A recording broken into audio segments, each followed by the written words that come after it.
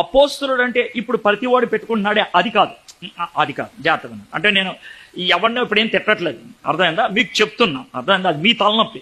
మీరు పనికిమాలిన వాళ్ళందరినీ అపోస్తులను పిలుచుకుంటే అది మీ తలనొప్పి, దాన్ని నేనేం చేయను, అర్థమైందా? ఆయన ఎవరండి ఈ మధ్యన కోయి కోయి అని పాడుతున్నాడు ఎవరైనా? ఆయనకి నిన్నగాక మొన్న బిషప్ ఇచ్చారంట. అది బిషప్ ఇచ్చారంట.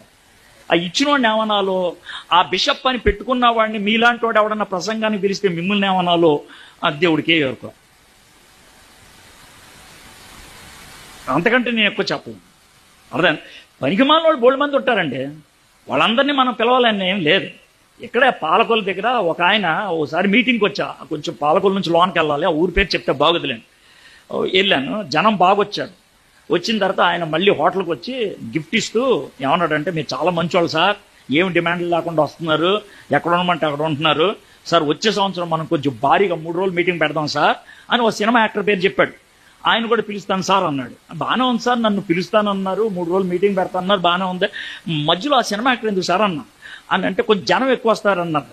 అంటే షకీల్ అని పిలవండి సార్, ఇంకా ఎక్కువ వస్తారన్నా. ఎలాగని నాకేం అభ్యంతరం లేదు సార్, అమ్మాయితో రెండు పాటలు క్యాబరా డ్యాన్స్ వేయించండి, ఆ తర్వాత నెక్స్ట్ నేను వచ్చి వాకింగ్ చెప్పండి చెప్పేస్తాను సార్, నాకేం సిగ్గులేదు. మన బతికే అది ఒకప్పుడు, కాబట్టి నాకేం బాధలేదు. లింక్ కూడా బాగా ఇచ్చుకుంటాను అంటే ఆయన మొహం ఎక్కడ పెట్టుకోవాలి అర్థం కాలేదు.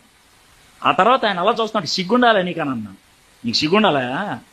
జనం వస్తారనేసి ఎవన పడతాడని పిలుస్తావా? బుద్ధి ఉండదా నీకు అన్న. మీకు ఎందుకు చెప్తున్నానంటే, మీలో కొంతమందికి దురద ఉంటుంది. ఎప్పుడు ఈయన్నే పిలుస్తారే, ఆయన పిలవలేదే, జనం ఎక్కువ వస్తున్నారంటే, డైలాగులు బాగా వేస్తున్నాడంట అని అంటే, మనకు కావాల్సిన డైలాగులు కాదు, వాక్యం. ఆ విషయం గుర్తుపెట్టు.